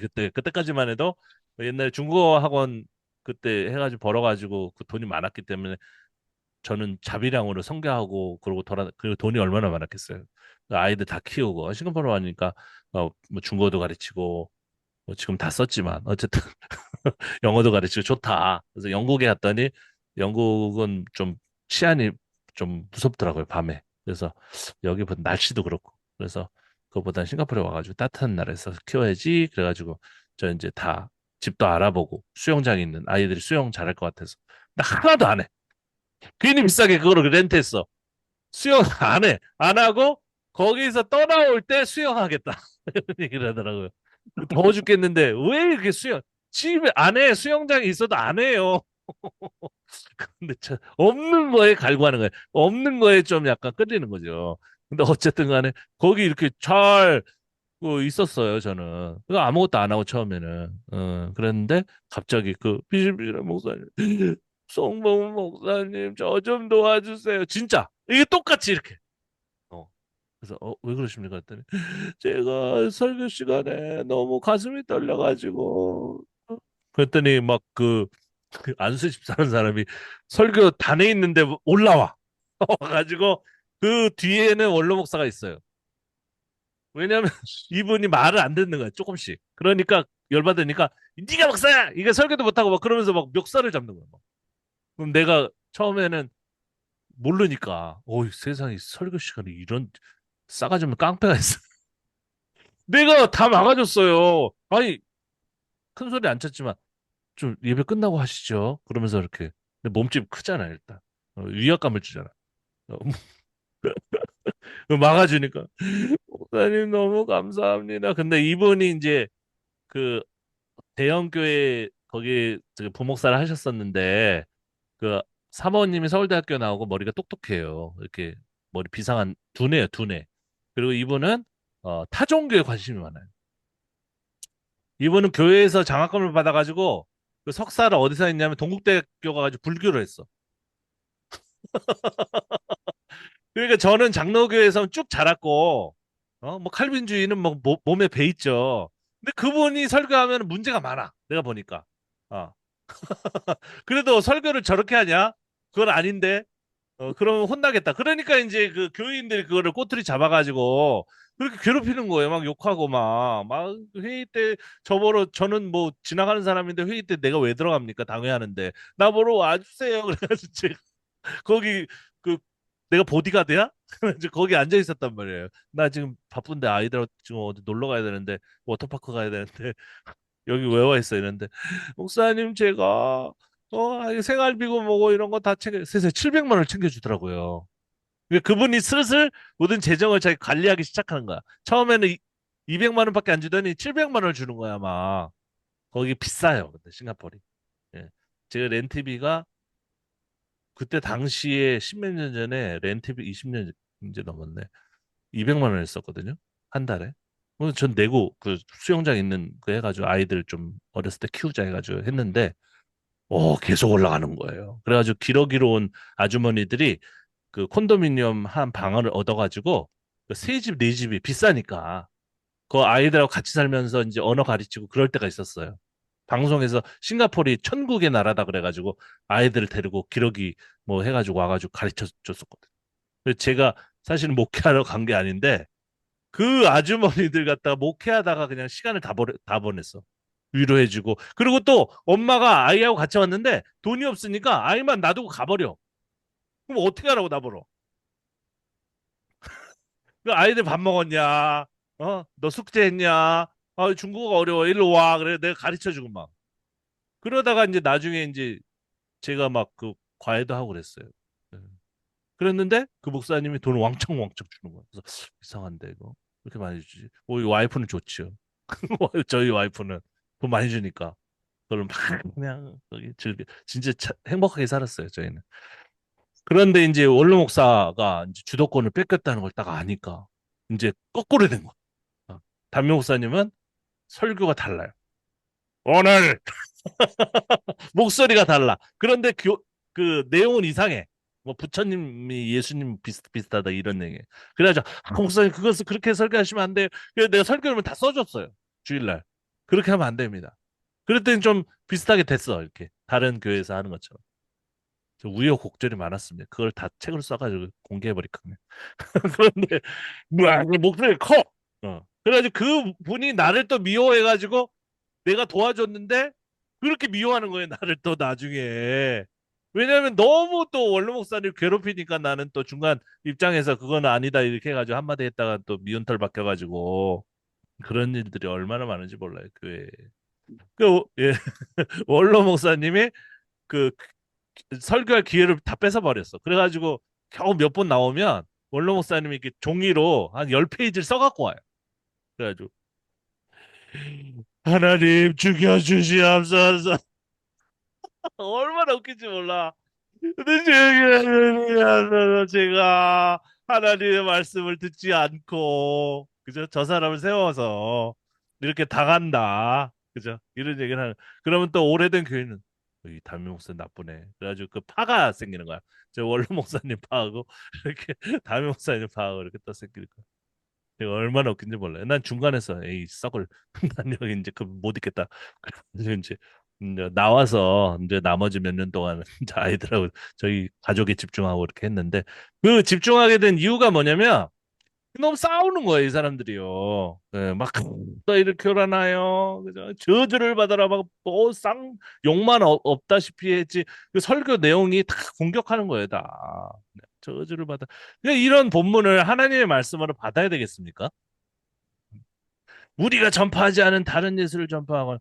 그럼 너는 사도도 아니, 사도인지 아닌지도 모르는데 너 설교 듣고 앉아있냐, 사람들이? 예, 신학교 어디 나는지도 모르는데? 힘들잖아요. 정광훈 목사님 설교 목사님이라 하기도 그래. 그분 설교 듣고 앉아 있겠어요? 내가 한번 갔더니 당최 무슨 소리를 하는지 하나도 모르겠더라고. 그 장사를 하고 있더라고. 자기가 뭐 딸이 있는데 딸이 핸드폰을 갖다가 지금 싸움을 하던데 그만히 적으시오. 목소리 저 비슷하죠. 흉내를 제가 잘 내. 거기 가서 왜냐면 저희 본가가 용산이니까 그 앞에 조금 가면 금방 봐요. 뭐 하는 건지 설교인지 뭔지. 자, 그래서 육체를 자랑하는 할례주의자를 거부하다라는 것도 좀 극단적인 바울파나 아니면 이방인 중심의 그런 어떤 그 초기 기독교의 어떤 주장이다 이렇게도 볼 수가 있습니다. 그래서 육체 모양을 내려 하는 자들 이것도 할례 얘기하는 거죠. 그다음에 율법은 지키지 않아요. 너에게 할례를 그러니까 사실은 쟤네들이 지키는 게 제대로 지키지도 못하면서 왜냐면 다문화적이잖아요, 이 사람들이. 그냥 정통 유태인도 아니면서 말이야. God fear. 그러니까 혼혈이라도 할례를 받으면 유태인으로 인정했단 말이에요. 그런 걸 또 비판하고 있고 아주 집요하게 비판하는 거예요. 그 황 목사님, 황 목사님 나중에 5억 받고 저기 영국 갔는데 학위를 못 마쳤어요. 공부를 하는 사람이 아니야. 공부할 그게 아니야. 그냥 쫓겨났어. 왜 쫓겨났는지 내가 너무 궁금해가지고 무슨 7개를 범했나? 그죠? 예, 성적인 법을 했나? 그랬더니 아니래. 거기 저하고 같이 있었던 부목사님이 한국에 또 와가지고 만났는데 너무 돈을 좋아해가지고 이제 사람들이 볼 때 너무 돈돈하니까 돈 다 뺏기겠다 해가지고 쫓아냈다고 그러더라고. 지금 수은한 양 같은 목사님이 있어요, 지금. 거기 싱가포르 한인교회. 근데 그분은 이제 적당히 하는 것 같아요. 그러니까 너무 돈도 안 밝히고 주는 대로 받는 척하면서 뒤로는 또 많이 받고. 이거죠. 머리가 좋은 거죠, 그 사람이. 이거 오래 계시는 것 같습니다. 이게 교회야. 이게. 이야, 진짜. 그래서 나에 대해 십자가에 못 박히고 내가 또 세상을 대하여 요 구절은 굉장히 중요합니다. 십자가를 자꾸 강조하고 그리스도를 강조하는 이유는 뭐냐면 율법과 반대 개념으로 얘기하는 거예요. 그러니까 십자가는 무능, 어떤 자기의 행위가 없음 이런 것들을 얘기하기 때문에 율법의 반대 개념을 요 상징을 갖다가 발견을 하는 거죠. 마침 예수님도 그 십자가에 못 박히셨기 때문에. 그래서 처음에는 굉장히 수치스러운 상징으로 얘기했겠죠. 그러니까 이들이 적은 집단이었을 때 우리가 이 십자가를 상징으로 하는 초기 기독교 집단이다 이렇게 얘기를 했었는데 나중에는 이 십자가 영광의 상징으로 이제 문헌에서도 그렇게 나와요. 십자가가 영광의 상징이라고 바뀌는 것은 문화적인 변화입니다. 십자가는 수치의 상징이었는데 영광의 상징이 됐다는 것은 뭐냐면 victory, triumph, 그죠? 승리했다는 거죠. 초기 기독교인들이 이방인 중심의 교회가 어, 유태인과의 전쟁에서 승리해가지고 그죠? 어, 이제 이겼다. 그런 얘기를 하면 되겠습니다. 뭐 이건 중도적인 구절이죠. 할례나 무할례나 아무것도 아니었다. 이렇게 말하면 안 돼요. 어, 이건 이상하다. 이렇게 하죠. 할례는 아니다. 이렇게 얘기하지. 할례나 무할례나 아무것도 아니에요. 그건 중도적인 구절이고 나를 괴롭게 하지 말라. 내가 내 몸에 예수해. 요것도 자세히 보시면 이게 유태인들은 몸의 흔적을 자꾸 얘기한단 말이에요. 그래서 나는 그 흔적보다는 또 다른 차원의 어떤 흔적을 가지고 있다라고 이제 뭐죠? 찾아가는 거죠. 심볼. 심볼이 되게 중요합니다. 초기 기독교하고 그다음에 중세까지 심볼이 굉장히 중요한 거예요. 상징. 상징이 이 종교의 핵심이에요. 어떻게 보면. 네. 기독교의 상징은 십자가예요. 어. 그래서 그걸 찾는 과정 중에 내 몸에 예수의 흔적이라는 표현이 나오는 겁니다. 이 상징만 잘 찾아도 사람들, 무지몽매한 사람들, 교육이 뭐 부족한 사람들을 계도할 수가 있어요. 우리나라 같은 경우에는 태극기, 그죠? 어. 무식하지만 저 태극기가 우리 국가의 민족성을 상징하기 때문에 그거를 끝까지 지켜야 되겠다. 그런 사람들이 옛날 독립운동할 때 많이 있었다고 하잖아요. 그죠? 십자가를 막 정말 민족 주권이라고 생각해가지고 그거를 숨겨놓고. 그게 사실은 그 천조가리죠. 천조가리지만 거의 의미 부여하는 거잖아요. 그죠? 그래서 그걸 찾는 과정 중에 새로운 심벌을 찾기 위해서 예수의 흔적 얘기도 했었던 것 같습니다. 그래서 이런 내용들은 이제 잘 이해가 되실 것 같아요. 그래서 이 할례의 그 어떤 그 전통적인 내용들을 잘 정리를 해 주셨습니다. 맞습니다. 다 내용이 맞고. 그래서 할례를 받아 유다인이 됐다는 것은 갓피어러. 하나님을 경외하는 자들은 할례만 받아도 유태인이라고 받아들이는 과정이 있었어요. 지금은 아닙니다. 지금은 그냥 갓피어러. 하나님을 경외하는 자, 경외자라고 할 뿐이지 유태인으로 인정하지는 않았어요. 근데 어떤 일정 기간 가운데에서는 워낙 혼혈이 많이 진행됐기 때문에 그냥 할례 받았어? 그럼 너 유태인이구나. 아버지나 어머니 중에 한 분이 겠지. 얼굴은 미국 사람이지만 그냥 유태인으로 받아들일 과정이 있었다는 거죠. 포로기 이후에. 그다음에 이것도 정리를 잘 해주셔서 뭐 제가 뭐 구태여 뭐 추가할 건 없는데요. 다 내용이 맞는데. 그다음에 여기 오른쪽에 보시면 그리스도의 복음을 왜곡하는 자들 중에서 실제로 다른 복음이 있는 것은 아닙니다. 이거는 어떻게 설명하면 됩니까? 이 복음, 우리가 믿는 그 교리 이외의 개념은 다 부정하는 거예요. 다 부정하는 거예요. 점점 말이 세지는 거죠. 그리고 그런 측면에서 보면 지금 5장 7절 12절을 잘 여기다 붙여놓으셨는데 적은 누룩. 그러니까 이 유대인의 영향력이 점점 작아져요. 처음에는 엄청 컸던 거예요. 그런데 이게 점점 작아지는 것을 보고 굉장히 재미가 있습니다. 재미가 있어요. 그런 차원에서 뭐 이렇게 큰 글자로 적습니다. 육체 겉모양을 꾸미기를 좋아하는 사람 이런 거는 말투가 조금 전식이죠. 그죠? 막 그 유대인의 영향이 율법의 영향이 좀 클 때 그런 걸 생각하면서 읽으면 아주 재미가 있는 본문들이 많이 나옵니다. 요것도 봤을 때, 그 다음에 5장 11절 왼쪽에 보면, 형제 자매 여러분, 내가 아직도 할례를 전한다면 어찌하여 아직도 박해를 받겠습니까? 그러니까 박해에 제가 항상 얘기하죠. 이 초기 기독교인들을 박해하는 사람들은 로마인이 아니다. 그죠? 결국 박해를 한 사람들의 그 중심은 같은 유대인 기독교인이 있는 거예요. 왜냐하면 그 사람들을 자꾸 거슬리게 하고 자꾸 배척하고 하니까 그 사람들도 화나잖아요. 그러니까 공격하는 겁니다. 예. 해당 구절이 되는 것이고, 근데 고수 반대 이런 것도 뭐 잘 읽어보시면 되겠습니다. 그다음에 사도들과 교제 안 함, 자기는 다르다 그 사람들하고 베드로 비판하고 이건 좀 도를 넘는 거죠. 사실 실질적으로는 만나가지고 많이 사사를 받았어요. 그래서 어떤 개념을 가지고 있는지 사도들이 그것을 많이 탐색했을 것 같습니다. 이런 것도 다 만인 평등도 말씀드렸고 자기 일을 살펴라. 좀 후기적인 내용, 교회가 좀 안정화되면서 좀 법도를 다시 만들어내는 그 율법을 비판했는데 결국은 필요하더라. 사람이 살아가는 데는 법칙이 필요하고 법이 필요합니다. 그 다음에 이 맞소라 여기 보시면 이렇게 잘 써놓으셨는데 한번 읽어보죠. 각 지방 각성에서 왕의 조서와 법령이 이르는 곳마다 유다인들에게 기쁨과 즐거움과 잔치와 명절이 있었고 그 땅 백성들 가운데 많은 사람들이 유타인을 두려워하여 유다인을 되었다. 그래서 이런 그 유태인들은 그럼 하나님 믿는 사람이 아닐까? 이 유태인들은 좀 지옥 가나? 예. 예수님 안 믿으니까 지옥 가겠죠. 근데 너무 미워한단 말이에요, 어떤 분들은. 그리고 어떤 분은 Back to the 예루살렘 하면서 유태인들과 믿는 사람을 동급으로 여기는 사람도 있고. 그래서 너무 양극단이 있는데, 뭐 여러분들 생각해서 유태인들을 어떻게 생각해야 될지. 저는 그냥 일반 사람, 뭐 하나의 민족 전통을 가지고 있는 사람으로 그냥 여기면 된다고 생각하는데 너무 존중하거나 유태인들이 머리가 똑똑하다. 그래가지고 그걸 다 배워야 된다. 그죠? 예. 여기 있잖아요. 유태인이 되다. 유태인에 대해서 뭔가 흠모하는 차원이 있기 때문에 그걸 따라가는 거거든요. 예.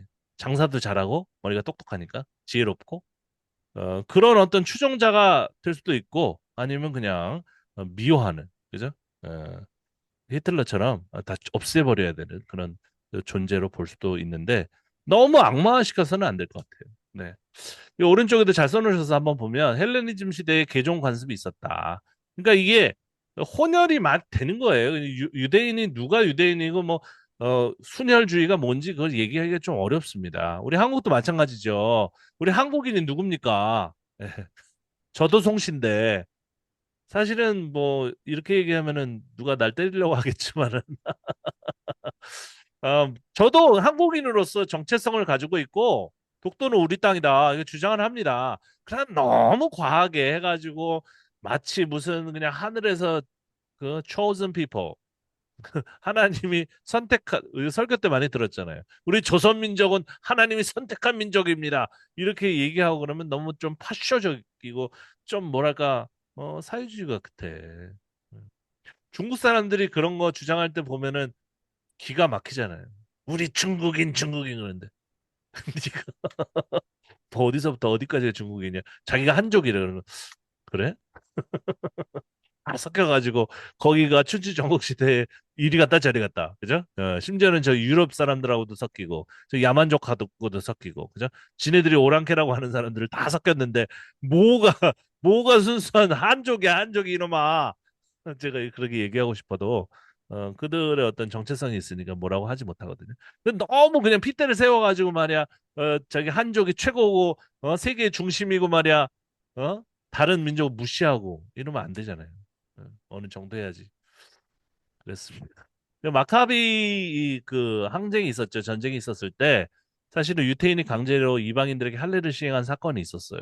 이것도 이제 둘의 층을 좀 강하게 이제 만드는 서로 싸우게 만드는 그런 사건이 됐기 때문에 굉장히 중요한 사건이다. 예, 보시면 되겠습니다. 원래는 억지로 하지 말자 그런 얘기도 있었잖아요.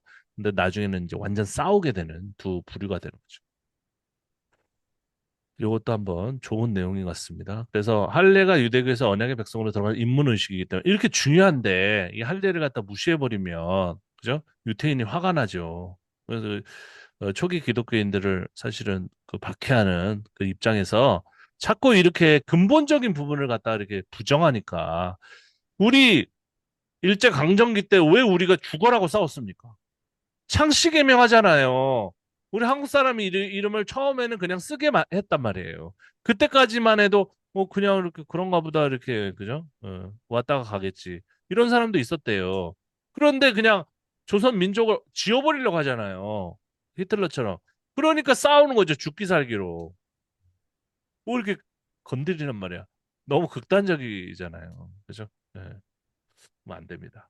그래서 이 교회의 어떤 그 생활도 그렇고 성교도 그렇고 어떤 문화를 갖다가 존중하는 차원을 어디까지 해야 되는지 그리고 그 문화 자체를 말살하려고 하면 안 되고 교회의 어떤 그 성서의 성경의 내용을 잘 전해야 됩니다.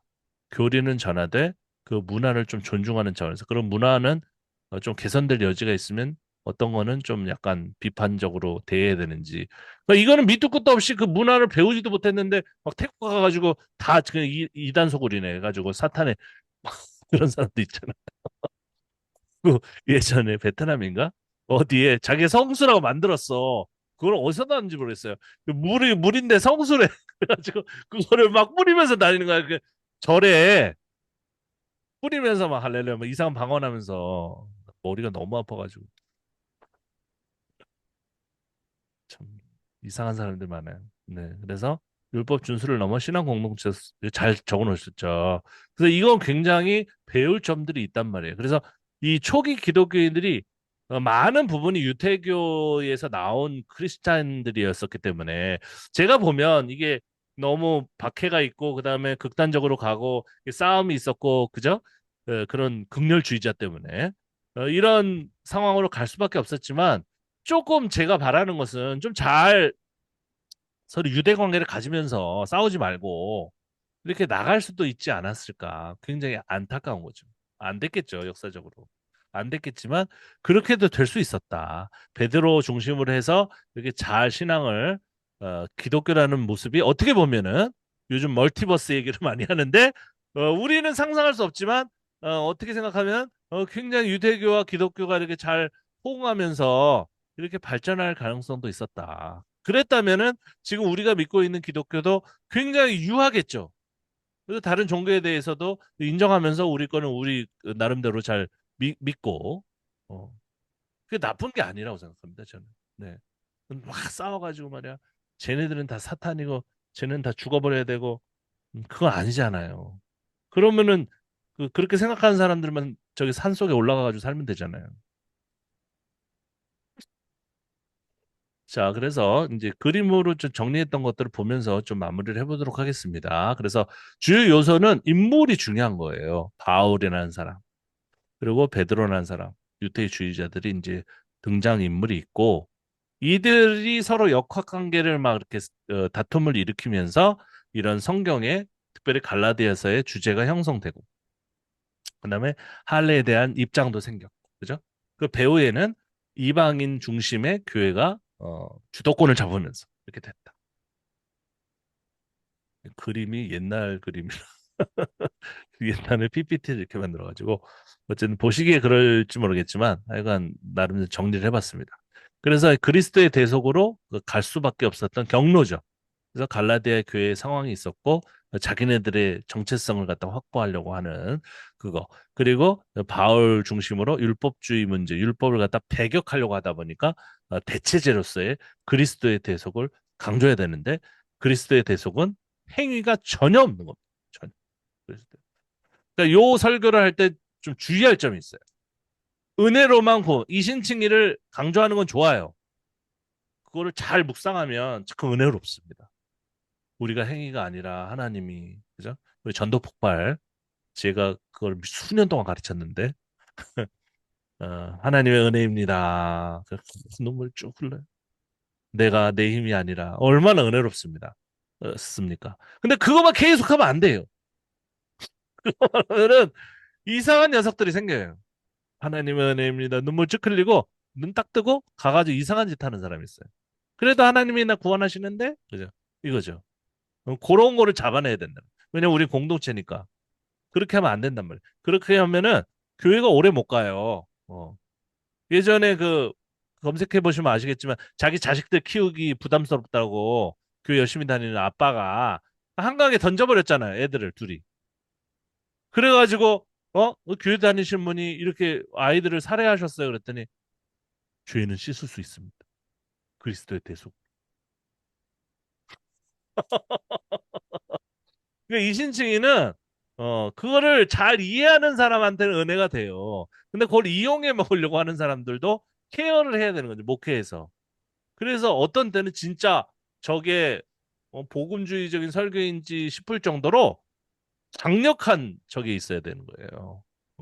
행함. 행함이 없으면 죽었다. 이런 식으로. 야고보서 같은 야고보서가 세상에 루터나 이런 칼빈 그런 사람들은 그저 하찮게 여겼지만 그게 왜 있습니까? 성경에. 하나님의 섭리 가운데. 강력하게 비판해야 되는 거예요. 이 네가 목사냐? 이런 식으로 사실은 그렇게 그냥 세금 띄어먹고 말이야. 어? 이 여자 저 여자 하고 그러면서 교회 나오죠. 이렇게 해야 될 때가 있어요. 제가 죄송합니다. 제가 지금은 하나님의 말씀의 권위로 도전합니다. 그러고 내가 한 1시간 동안 지금 못하겠어. 마음이 약해. 너무 오바가 좀 심하니까 생활이 그렇습니다. 그래서 이런 율법적인 거라고 너무 배격할 게 아니라 우리가 이제 비평적인 성경을 읽어봤기 때문에 그것보다는 좀 윤리적으로 살아야 되겠다. 그건 아니지 않냐. 이렇게 좀 다독이는 저처럼 제 20대 때 저처럼 그 강하게 하면 사람들이 다 도망가니까 좀 그게 또 위로인가? 죄 짓는 사람을 위로하는 것처럼 되는지 모르겠지만 얘기는 해야 돼요. 율법 뭐 예전에 제가 저번에 얘기했죠. 그 설교 목사로 있었던 교회 장로님이 아무것도 안 해요. 교회에 어떤 기여가 없어. 그러면서 그분은 항상 하나님의 은혜 계속 얘기해요.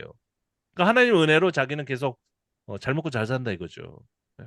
그래서 그분이 나중에 아무것도 안 해. 교회가 지금 무리세도 제 장로인데 그걸 땜빵도 안 해. 아무것도 돈도 안 해요. 헌금도 안 해. 11조도 안 해. 아무것도 안 해. 에휴. 그리고 나중에 자기 딸 결혼할 때는 청첩장을 다 돌려. 안 온 사람 막 미워해요. 그건 이상하잖아요. 그분이 맨날 은혜 하는 분. 내가 한번 이제 설교 목사니까 설교를 많이 하잖아요. 그 담임 목사 없을 때 한 거거든요. 그래가지고 좀 약간, 우리가 좀 할 때는 해야 되겠, 뭘 하자고, 행위를 하자고 했다는 거예요, 나보러. 그 설교 끝나자마자 와가지고, 목사님 설교가 항상 은혜로운데, 오늘은 아니었습니다. 이 생쇼를 하고 있어. 죄송해요. 그- 그때는 벌써 30대 후반이라. 예, 죄송합니다. 이러고 말았는데, 뭐가 은혜롭지 않다는 거야. 자기가 거슬리니까 그렇지. 그래가지고 같이 계시는 그 장로님이 계셨는데, 그분이 다 헌신하는 거야, 다. 딱 내는 거야, 다. 2명이었었거든요, 장로가. 근데 한 분이 안 하니까. 그리고 무슨 행사할 때, 대표기도 할 때, 뭐 이럴 때만 나와. 어. 그리고 이 돈 많이 내고 헌신하시는 분들은 이게 그 교회도 사실은 집단이기 때문에 누군가가 헌신한단 말이에요. 돈이고 시간이고 헌신 안 하고는 그런 집단이 운영이 안 되잖아요. 그죠? 요 부분은 이제 비평적으로 나눠봤습니다. 아직까지 제가 요런 비평을 나눠서 설명한 적은 없는데 한번 요번 기회에 나눠서 한번 생각해 보세요. 본문 비평이라는 게 있고 역사 비평이라는 게 있고 양식 비평이 있고 편집 비평이 있고 다 그 말이 사실 그 말입니다. 뭐 구태여 나눠서 얘기할 필요는 없는데 학문적으로는 이렇게 나눠 가지고 얘기를 많이 합니다.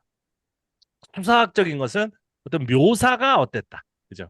본문 전체는 이 본문이 어떤 본문하고 비교했을 때 어떤 게 먼저고 나중이다. 이런 것들이고요. 역사 비평은 전체적인 역사적 흐름. 그죠? 양식은 좀 더 세부적으로 들어가는 거예요. 그래서 뭐 1장부터 2장까지 뭐고, 그죠? 3장 상반절과 5장 하반절은 뭐 연결이 되고 뭐 이런 것들. 편집 비평은 그것들을 양식 비평은 그 변화나 다른 점을 얘기하는 건데 이 편집 비평은 그 변화한 과정을 얘기하는 거예요. 네. 그래서 한번 읽어보시면 뭐 필요 없는 그래서 어떻게 보면 그런데 뭐 본문 비평 같은 경우에는 사본들 간의 일치도가 높다 이렇게 돼 있어요. 갈라디아서가. 그러니까 한 사람이 좀 일관적인 개념으로 이렇게 썼을 가능성이 좀 있다 이렇게 되는 것이고요. 근데 역사적인 맥락은 여러분들이 잘 아시는 대로 뭐 저는 논쟁과 연관이 됐다. 그리고 이방인 논쟁이죠, 사실. 그러니까 이방인 중심의 교회를 세우려고 이제 입지를 세우려고 노력하는 과정 가운데 갈라디아서에 많은 본문들이 이제 형성됐다 이렇게 보면 되고요. 자서전적인 내러티브는 이제 바울이 자기의 정당성을 얘기하려고 하는 것이고 구성 자체가 이 양식이라는 건 구성이거든요.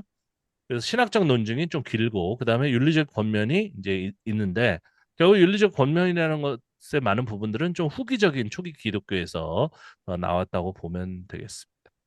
그다음에 대부분의 학자들은 뭐 저조차도 편지 전체를 바울의 작품으로 인정하고 있고요. 그다음에 이 자필 후기를 그 특징으로 보는데 요거는 제가 사실은 이게 일반적인 주장이지만 좀 반대하고 있습니다. 이 자필 후기는 위조될 가능성이 가장 많은 거예요. 사실 알고 보면. 음. 또 바울을 떠올리면서 이렇게 했을 가능성이 있는데 어떤 비평학자들은 이게 제일 먼저 있었던 그 서신이기 때문에 자필 후기가 먼저 있었고 나머지 내용들이 위에 붙었다라고 주장하는 주장도 있다는 것을 말씀을 드립니다. 그래서 고대 그로코 로만, 그제 그리스 로만의 어떤 수사학 굉장히 많이 발달해 있었죠.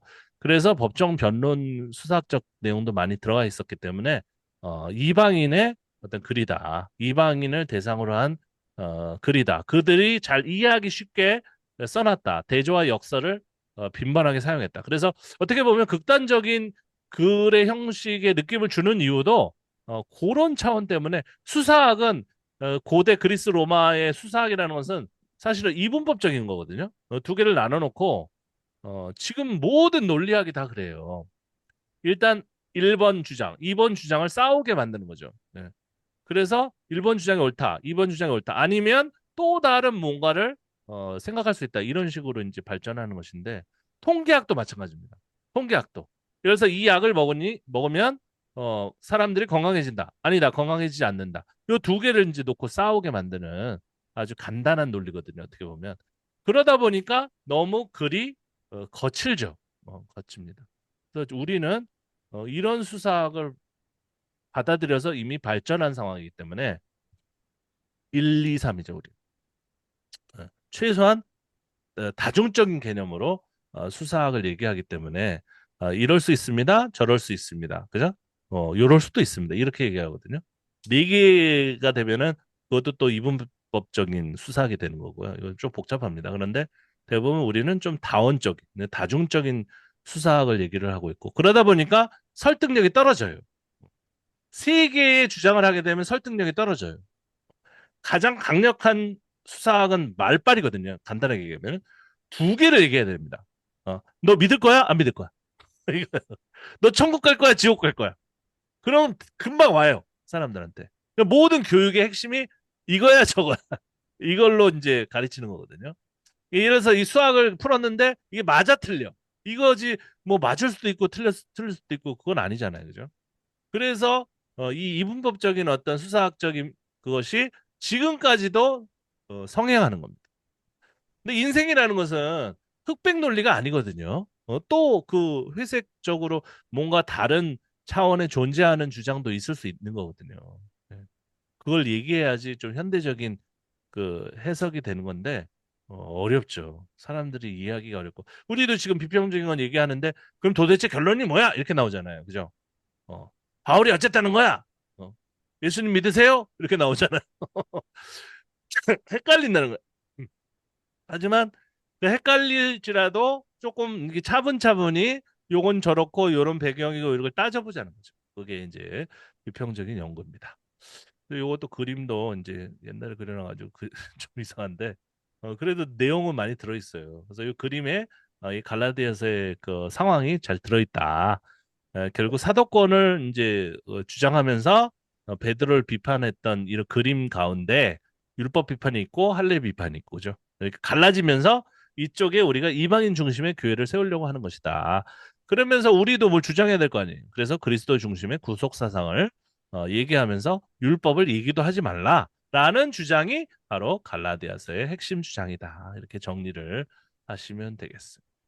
다음 이제 에베소서잖아요. 네. 좀 다릅니다.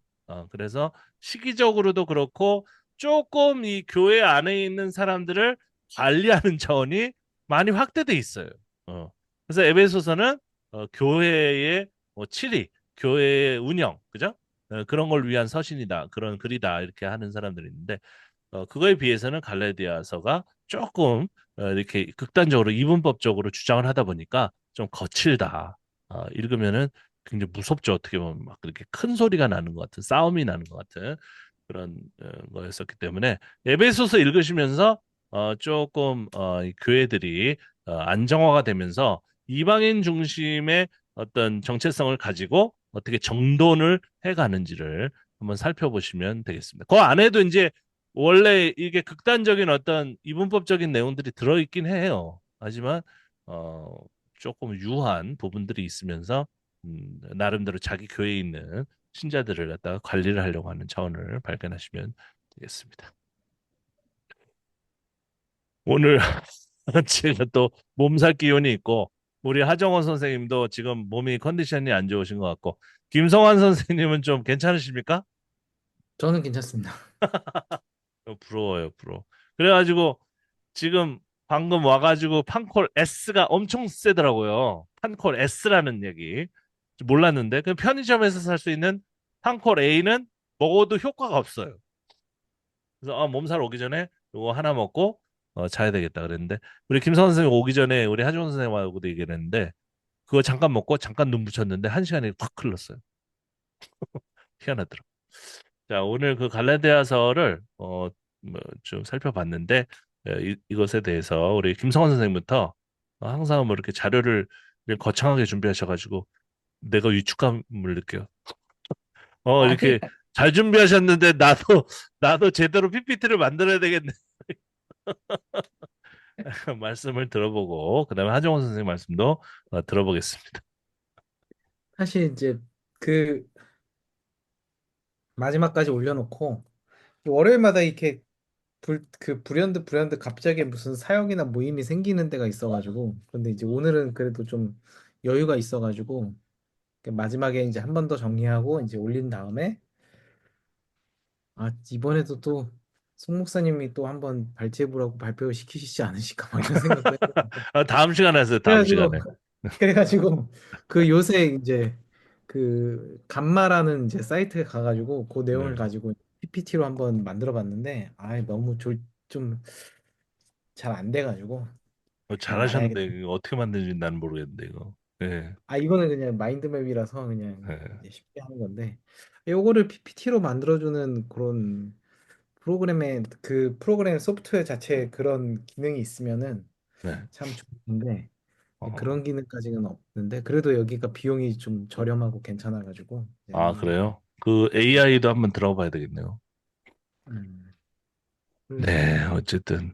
알겠습니다. 그런데 뭐 잘 만드셨는데, 그 클로드인가? 클로드라는 AI가 있는데, 거기도 뭐 네. PPT를 만들어주는 것 같더라고요. 예, 어, 모르겠어요. 그거 다 돈 내라고 그래가지고. 요즘은 비싸더라고요. 챗GPT도 한참 쓰다 보면은, 뭐 한 개가 넘었습니다. 그러고 딱 아, 끊어지더라고요. 아니 일론 머스크가 개발한 그록 3 괜찮습니다. 네, 그래요? 한번 무료 버전. 써보겠습니다. 네. 네, 어쨌든 재밌었습니다. 갈라디아. 알겠습니다. 뭐, 하여간 뭐 다른 말씀은 없고요.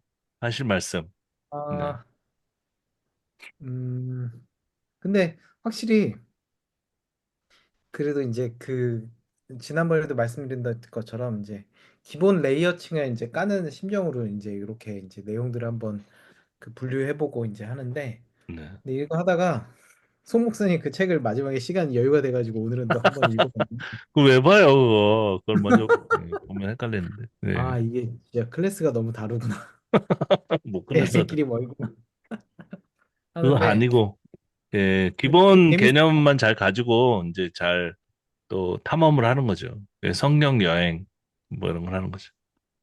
이제 5장의 저는 5장의 같은 5장 내에서도 이제 어조가 되게 논조나 어조가 이제 같다고 생각을 했는데 그 책을 네. 보면서 이런 것도 있을 수 있겠구나 이런 걸 생각하면서 이렇게 뭔가 새로운 경지를 이제 계속 보고 배우고 하는 게 너무 좋습니다. 네. 그러니까 새로운 경지 너무 좋아하지 마시고. 그건 아니고, 오히려 어떻게 보면은 뭐 성경을 이렇게도 볼 수 있다 이런 것들을 반대하려고 하는 거죠, 우리는. 그러니까 그 사람들이 자기네만 이걸 가지고 있고 자기네만 진리라고 생각하는 것을 이렇게도 볼 음, 수 있다. 이거를 제시를 하려고 하다 보니까 이렇게 되는 건데, 배울 때는 좀 신기하다, 재미있다 이런 측면도 있는 것 같아요. 처음에 할 때는. 근데 나중에 하다 보면은 성경을 이런 식으로 계속 연구하고 그러다 보면은 좀 이렇게 스테레오타입이라고 하는데 뭔가 이렇게 고정된 개념 있잖아요. 그런 것들을 좀 파괴하려고 하고 좀 그게 아닐 수도 있잖아. 이렇게 말하려고 하는 것 같은 그런 음. 쪽으로 가더라고요. 네. 하여간 뭐 어쨌든 간에 도움이 되시길 바랍니다. 네. 근데 그 지난번에도 한 몇 네. 주 전에 그 그 PPT 만드신 거 보면은 이제 네. 그림이 네. 저처럼 무슨 AI 사이트 들어가셔가지고 후딱후딱 그 그림을 거기서 그려준 게 아닌가 싶은데 오늘 PPT를 보면서 네. 아, 이 유대인이나 마지막에 또 직접 하셨다는 얘기를 듣고 아, 이런 그림들을 진짜 다 그리셨는가? 진짜 다 그리신 거죠. PPT에 등장하는 그 그림들을. 그린 것보다도 예전에는 그 주일학교나 성경 공부 같은 거 할 때 빨리 음, 해야 되잖아요. 전도사들이 시간이 없잖아요. 새벽기도 해야 되고 이것도 해야 되고 바쁘니까 막 그냥 막 아무렇게나 하는 거죠. 예. 근데 그게 웃긴 게 뭐냐면 예전에 PPT를 열면은 그게 막 위치가 다 삐뚤빼뚤 돼 맞아. 있어요. 그래서 그거를 또 뜯어가지고 그 칸바라고 하는 저 PPT 음, 만드는 사이트 그거를 사용하거든요, 저는. 근데 그거 네. 돈을 안 내고 무료 버전을 사용하다 보니까 그림이 많이 없어요. 그래서 제가 뭐 방법을 얘기하면 옛날 그 PPT가 있고 그거를 뜯어가지고 거기다 얹다 보면 이렇게 되는 겁니다. 뭐 그려주는 그 AI도 있다니까 한번 저도 써보려고요. 네. 왜냐면 시간을 많이 줄여주더라고요. 어떤 내용을 제가 문서로 돼 있는 게 있는데 그 문서를 넣어주면은 그려준다고 그러더라고요. 네. 근데 안 써봤어요. 지금 요즘 그 논문에 필요한 그 영어 그 자료 같은 것도 요즘은 한국어 번역이 거의 완벽하다고 합니다.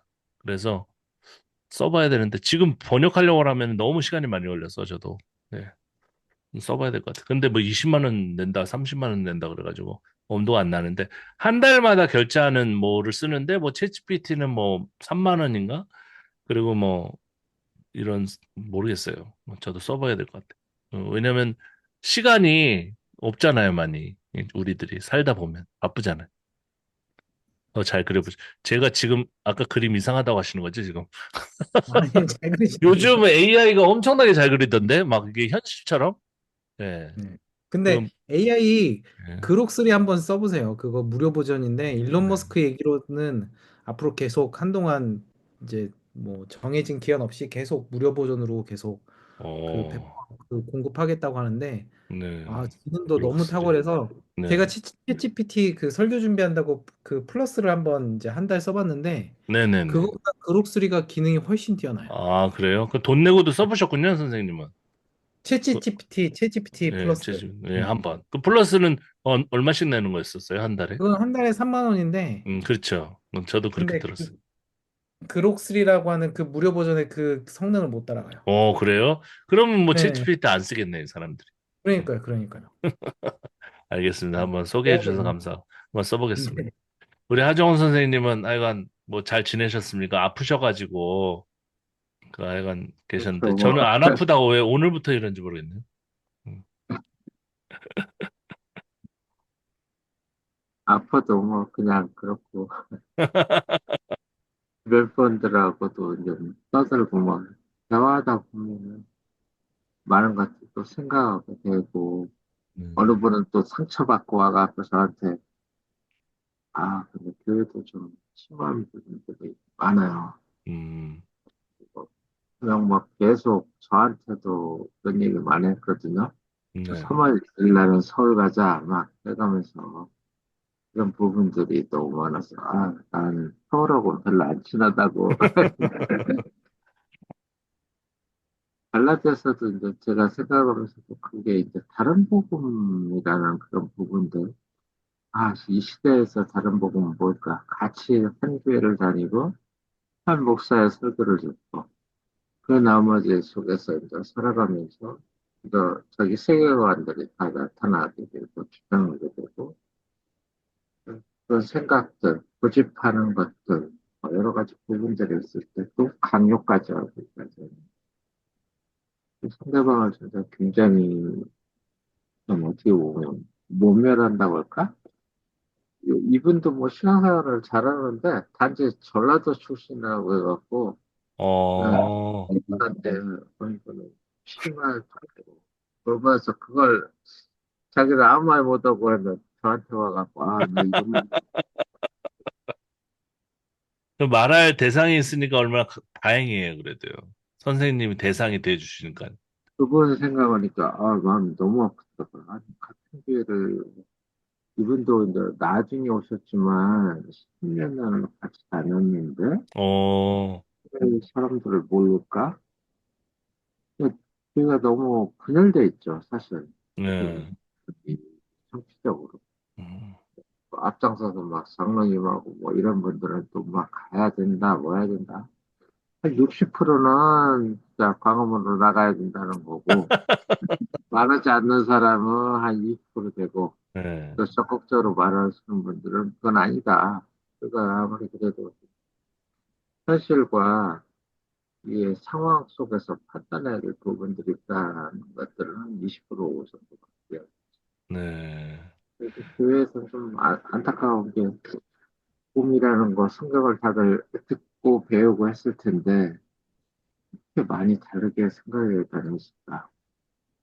그런 부분들 뭐 옳다 그르다를 넘어서서 좀 한마디로 얘기한다면 무례하다 정도까지. 그렇죠. 맞아요. 이게 옳고 그름의 문제가 아니에요. 사람에 음. 대한 까지도 할 수 있나. 그런 부분들이 너무 어려웠어요. 그나마 갈라디아서를 읽고 다른 복음이 이런 걸까 이 시대에서는 그런 생각도 나고 다 은혜도 받았는데 전혀 다른 부분. 그래서 저는 항상 궁금한 게 있어요. 다들 천국 간다는데 과연 그놈의 천국 어디에 있을까?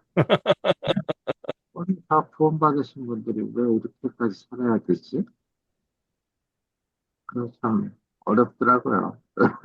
진짜 갈지, 뭐, 천국 가서 만날지, 그것도 모르겠고, 아, 아니면 저 저희가 천국 가고 어느 이 천국 방향으로 같은지도 가는지 잘 모르겠고, 모르겠어요.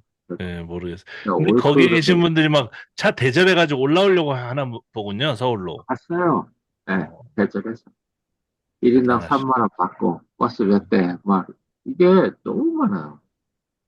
그러니까 이게 진짜 내가 성경 공부하는 이유도 사람들한테 했거 내가 성경을 계속해서 모르니까 알려고 하는 욕심도 있지만 나 정말 나이 들어서 사리분별 못하는 것만큼 바보짓은 없다. 그나마 성경을 통해서 알자. 그래서 내가 배우고 있는 거라고. 눈도 안 보여서 뭘 공부하려고 그러냐고. 그 목사님 설교만 다 되지 않느냐고. 저는 그렇게 생각하진 않는다. 그분이 만약에 틀렸으면 나도 그 틀린 길을 가게 되는데 그분을 100% 의지한다는 건 좀 모순적이지 않냐? 그래서 좀 인터넷만 검색해도 많은 부분이 틀리고 어떤 때는 목사님 설교가 인터넷만 검색해도 다 나오는 내용 거기서 그냥 짜증기 온 것 같은 너무 힘들다. 사실 진짜 회사로 따진다면 월급은 고액 연봉을 받아가면서 일은 진짜 어디 뭐 대충 하려고 하는 그런 부분도 너무 많이 나와서 이야기는 안 했지만 그러니까 이제 들을 게 없어요. 아이고, 제가 그것도 어려워요. 너무 졸려요, 그냥. 네. 제가 오죽하면 인터넷 설교하시는 분들 있잖아요.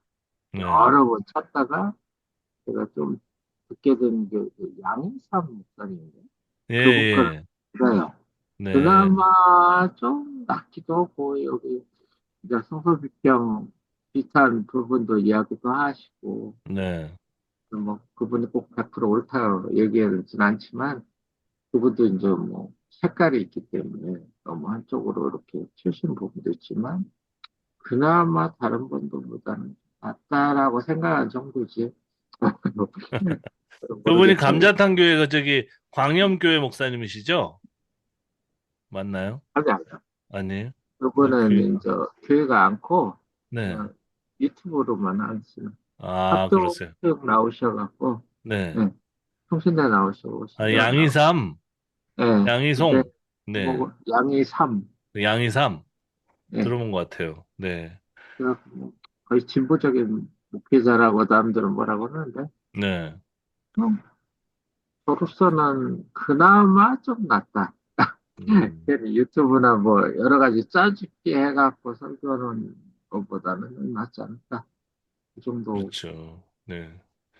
근데 그 비평하는 것도 저도 그렇지만 하여간 설교를 만들어가지고 하기가 좀 어려운 측면이 있어요. 지금 우리가 나눈 내용도 그렇고, 그거를 100% 설교를 못 만들고, 설교는 이제 잘 나가다가, 이게 비평적인 내용을 얘기하고, 근데 결론은 비슷비슷하게 돼요. 뭐, 그래서 좀 본인이 결국은 좀 성경을 이렇게 들여다보고 연구를 할 필요가 있는 것 같아요.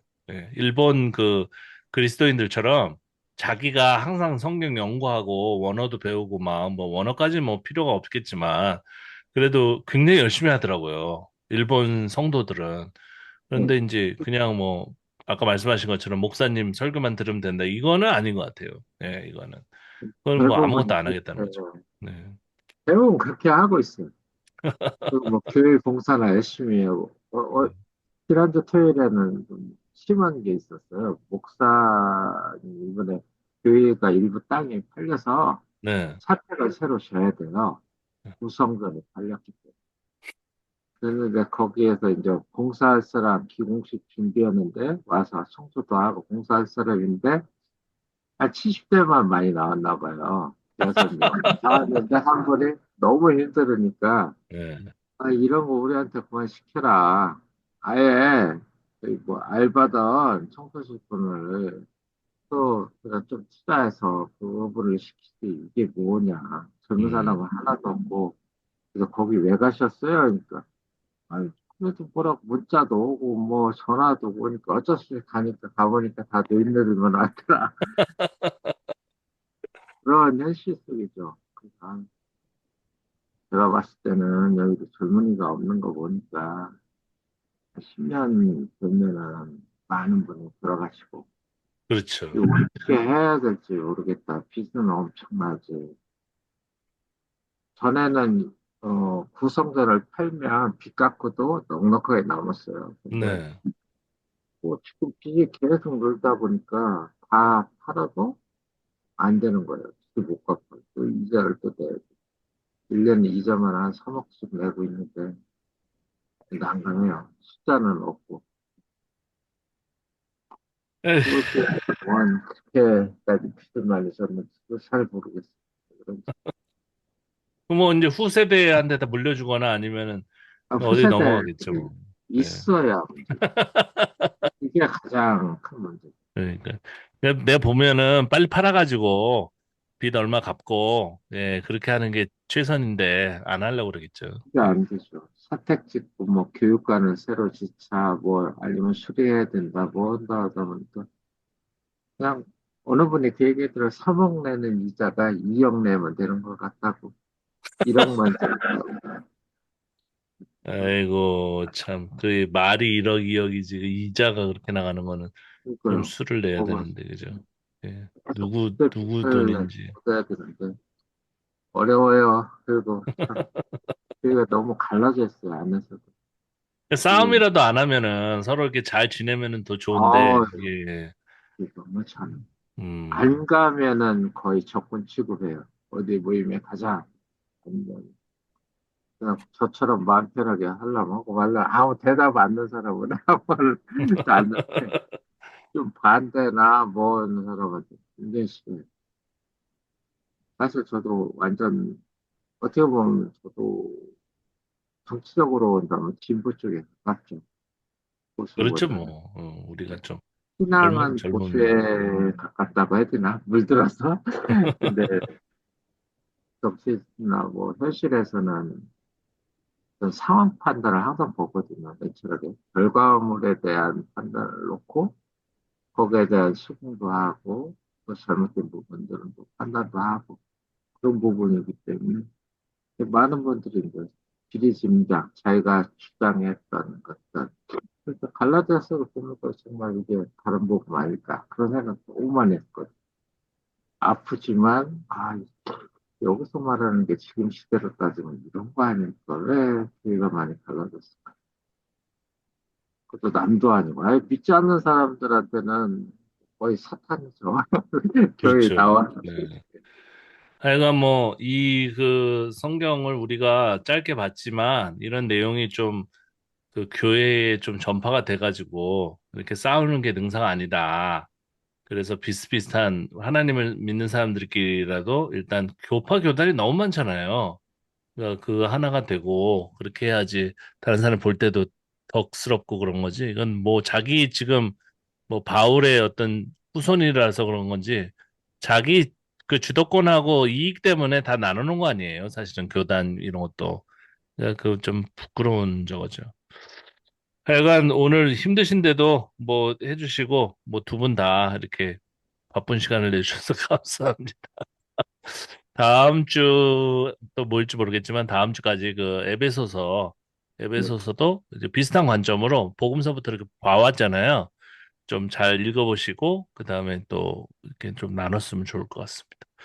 네, 이제 이 정도로 물러가고 그다음에 아이고, 건강하세요. 하정우 선생님이고 뭐 김성환 선생님. 건강하세요. 네, 감기 건강하시기 바랍니다. 조심하시고요. 네, 네, 감사합니다. 네, 감사합니다. 들어가세요. 감사합니다. 네, 고맙습니다. 들어가세요. 수고하셨습니다.